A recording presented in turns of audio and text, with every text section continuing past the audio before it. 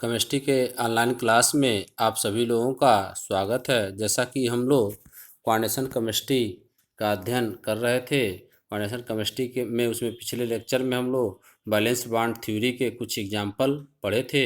इस पे क्वेश्चन भी मैं आज चर्चा करूंगा, लेकिन सबसे पहले आज आप जानेंगे क्रिस्टल फील्ड थ्योरी या क्रिस्टल क्षेत्र सिद्धांत CFT। क्रिस्टल क्षेत्र सिद्धांत क्या है देखेंगे।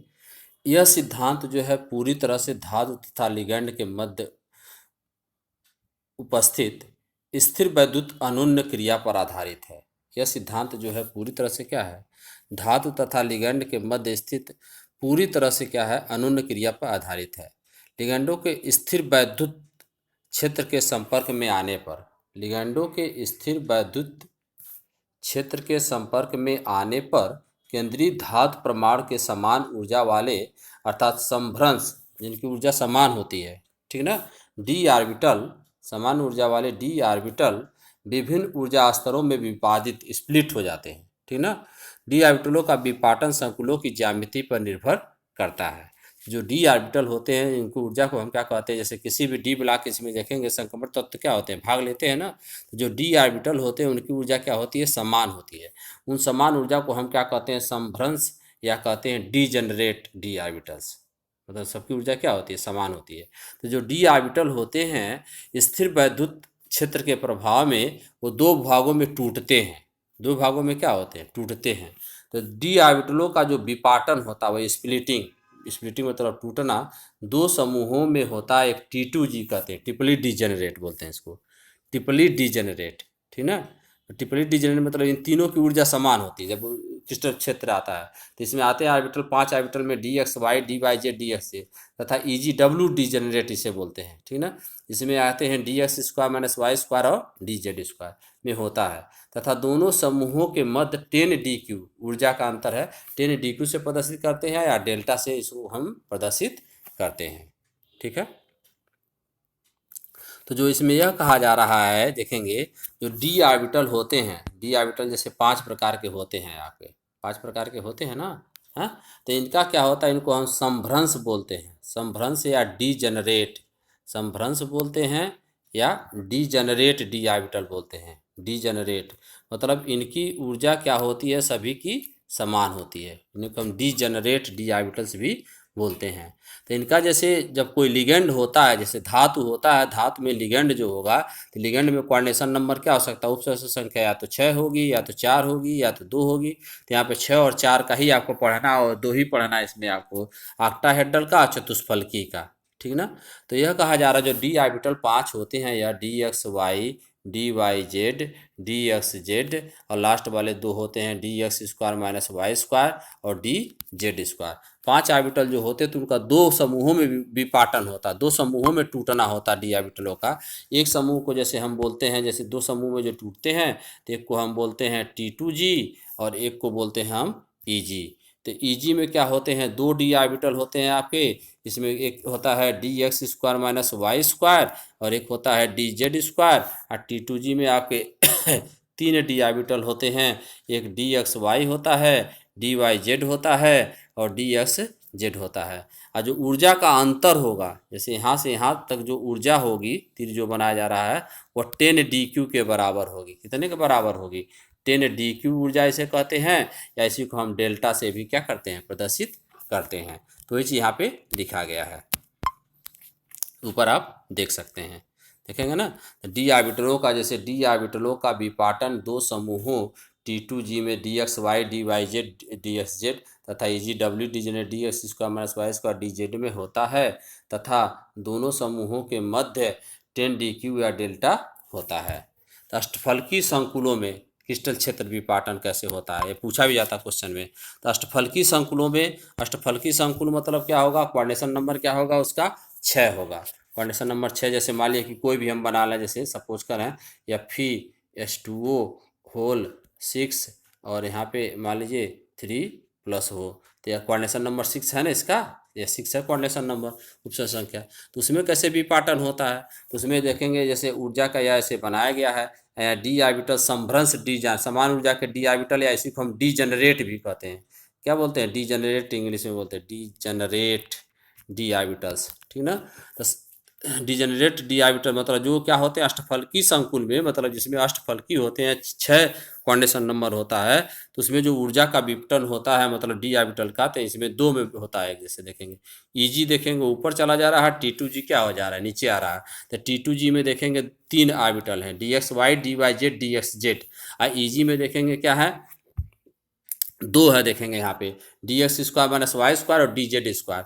और ऊर्जा, कुल ऊर्जा जैसे यहाँ देखेंगे दिखाया गया है क्या है, 10 डी क्यू या डेल्टा।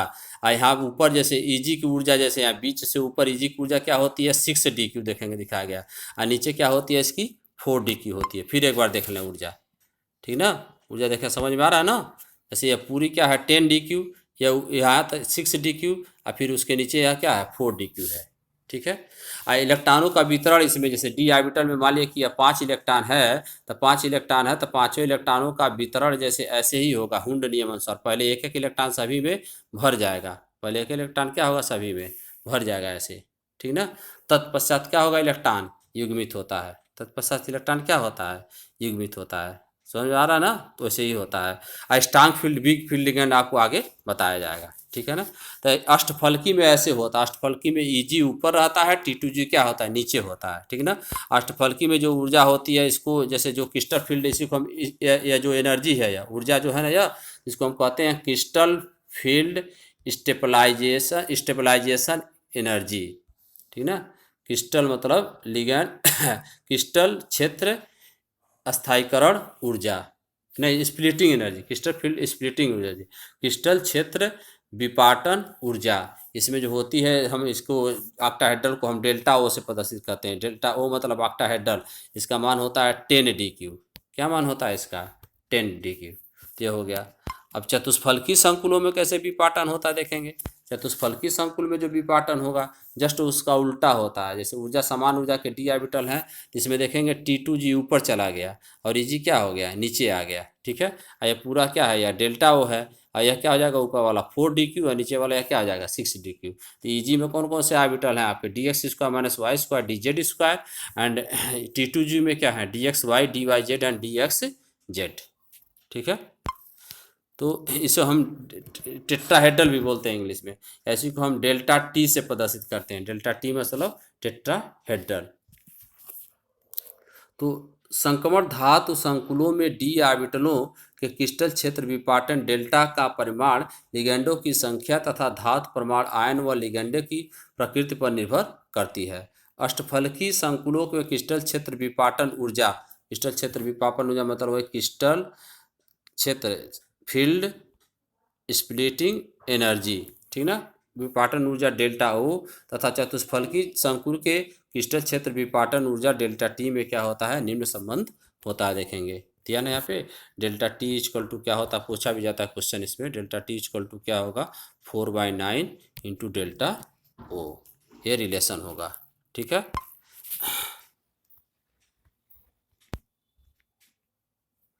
इसमें नेक्स्ट टॉपिक है आपका स्पेक्ट्रमी केमिकल सीरीज।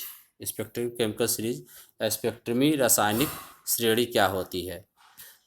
सामान्यतः लिगेंडों को उनके बढ़ते हुए क्रिस्टल क्षेत्र प्रबलता, सामान्यतः लिगेंडों को उनके बढ़ते हुए क्रिस्टल क्षेत्र प्रबलता के क्रम में रखने पर एक श्रेणी प्राप्त होती है, एक श्रेणी प्राप्त होगी, जिसे हम क्या कहते हैं, स्पेक्ट्रमी रासायनिक श्रेणी कहते हैं, ठीक है। तो स्पेक्ट्रमी केमिकल सीरीज होती क्या है देखेंगे इसमें। स्पेक्ट्रमी केमिकल सीरीज सामान्यतः लिगेंडों को उनके बढ़ते हुए क्रिस्टल क्षेत्र प्रबलता या क्रिस्टल क्षेत्र वही प्रबलता मतलब एनर्जी, CFSE कह सकते हैं, CFSE के बढ़ते हुए क्रम में रखने पर एक श्रेणी प्राप्त होगी, जिसे हम क्या कहते हैं, स्पेक्ट्रमी रासायनिक श्रेणी। पूछा भी जाता परिभाषा, स्पेक्ट्रमी रासायनिक श्रेणी कैसे कहते हैं।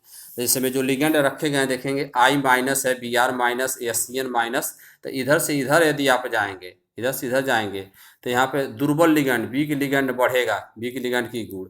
इधर से इधर जाएंगे आप तो स्ट्रांग लिगेंड बढ़ेगा। क्या बढ़ेगा, स्ट्रांग लिगेंड, प्रबल लिगेंड। यानी सबसे प्रबल लिगेंड क्या है देखेंगे यहाँ पे CO, तो उसके बाद CN, फिर EN, NH3 है ना ऐसे। तो यही विभिन्न लिगेंडों को उनके CFSI मतलब होता है क्या चाहिए बताए हैं, क्रिस्टल फील्ड स्प्लिटिंग एनर्जी के बढ़ते हुए क्रम में रखने पर यही एक श्रेणी प्राप्त होती है। इसी श्रेणी को हम स्पेक्ट्रमी रासायनिक श्रेणी कहते हैं।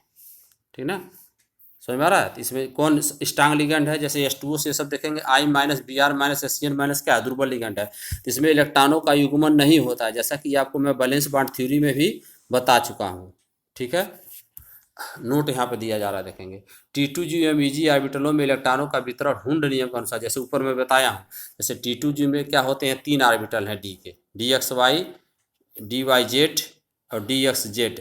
और Eg में क्या है, 2 ऑर्बिटल है, DX² माइनस Y² DZ²। तो हुंड नियमानुसार पहले तीनों में एक एक इलेक्ट्रॉन भर जाएंगे, फिर ऊपर वाले में भरेंगे। ठीक है ना, हुंड नियमानुसार ही क्या होगा, इलेक्ट्रॉनों का वितरण होगा।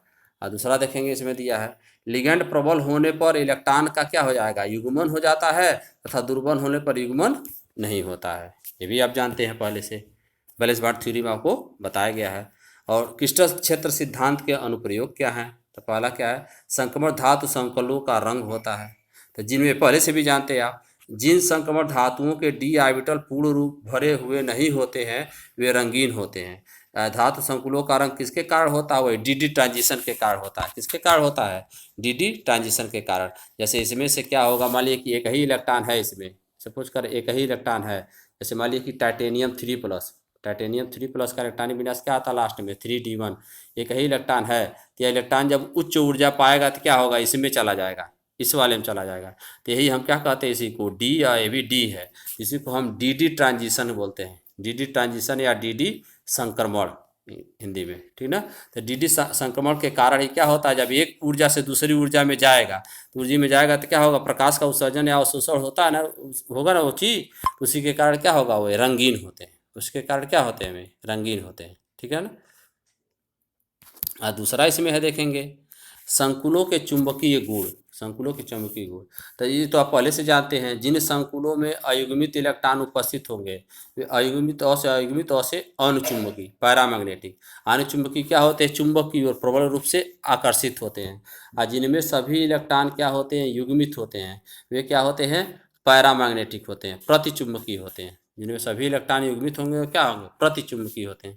अब प्रतिचुंबकीय आपको पहले ही बताया जा चुका है, प्रतिचुंबकीय क्या होते हैं, चुंबक की ओर आकर्षित नहीं होते हैं, बल्कि क्या होते हैं, प्रतिकर्षित होते हैं। ठीक है, अब आगे आप जानेंगे दुर्बल क्षेत्र और प्रबल क्षेत्र लिगैंड। दुर्बल क्षेत्र और प्रबल क्षेत्र लिगैंड, तो वे लिगैंड जो धातु आयन के संभ्रंश ऑर्बिटलों का विपाटन आसानी से करते हैं। जैसे धातु आयन के जो ऑर्बिटल होते हैं यार, संभ्रंश ऑर्बिटल मतलब ये 5 ऑर्बिटल होते हैं डी के, DXY, DYZ, DSZ, DSZ-, इन्हीं को हम डीजेनरेट ऑर्बिटल कहते हैं। पहले भी आपको बात बता चुके हैं, सभी की ऊर्जा क्या होती है, समान होती है। तो डीजेनरेट ऑर्बिटलों का जो लिगैंड आसानी से विपाटन करेगा, मतलब स्प्लिट करेगा 2 भागों में, एक T2G होगा और एक क्या होगा, EG होगा। जैसा कम्प्लेक्स होगा, जैसा संकुल होगा, टेट्राहेड्रल होगा तो ऐसे होगा, ऑक्टाहेड्रल होगा तो T2G नीचे होगा, EG ऊपर होगा। टेट्राहेड्रल होगा तो नीचे EG ऐसे होता चला जाता है उल्टा उसमें, है ना, EG T2G। हाँ, तो वे लिगैंड जो धातु आयन, वे लिगैंड जो धातु आयन के संभ्रंश मतलब डिजेनरेट ऑर्बिटलों का विपाटन आसानी से कर देते हैं, उन्हें हम प्रबल क्षेत्र लिगैंड कहलाते हैं। इस प्रकार के लिगैंड के कारण विपाटन ऊर्जा CFSI, विपाटन ऊर्जा जो होगी क्या होगी, CFSI के मान उच्च होता है। और वही जो लिगैंड क्या कहते हैं, जो धातु आयन के साथ मिलकर धातु के ऑर्बिटलों का विपाटन आसानी से नहीं करते हैं, वह दुर्बल क्षेत्र लिगैंड कहलाते हैं। ऐसे लिगैंडों के कारण CFSI का मान क्या होता है, कम प्राप्त होता है। ठीक है, तो आप ऐसी दुर्बल लिगैंड और प्रबल लिगैंड की परिभाषा भी पूछी जा सकती है, जैसा कि ऊपर लिगैंड का आपको स्पेक्ट्रमी विद्युत श्रेणी केमिकल श्रेणी आपको बताई गई है। ठीक है, आगे इसमें देखेंगे एक प्रश्न दिया गया है। प्रश्न क्या है, देखेंगे अष्टफलकी क्रिस्टल क्षेत्र तथा चतुष्फलकी क्रिस्टल क्षेत्र में डी कक्षकों का विपाटन किस प्रकार होता है।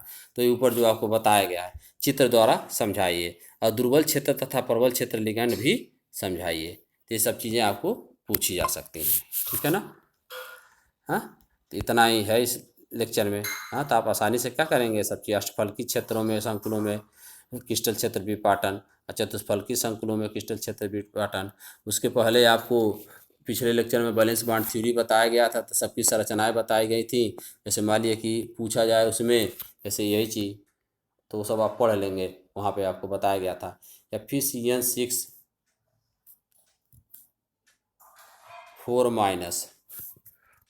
यह है आपका प्रतिचुंबकीय है, यह प्रतिचुंबकीय है, डायमैग्नेटिक। जबकि Fe3 अनुचुंबकीय है। इसमें Fe की आक्सीकरण अवस्था आपकी +2 होती है, इसमें Fe की आक्सीकरण अवस्था आपकी +3 होती है। संरचना स्ट्रांग फील्ड लिगेंड है, इलेक्ट्रॉनिक विन्यास लिख के संरचना आप बनाएंगे तो इसमें अयुग्मित इलेक्ट्रॉन नहीं आएगा, इसलिए प्रतिचुंबकीय होगा। इसमें एक अयुग्मित इलेक्ट्रॉन आएगा। संरचना वाला पिछला लेक्चर आप क्या करेंगे, वीडियो देखेंगे दोनों में से, ठीक ना।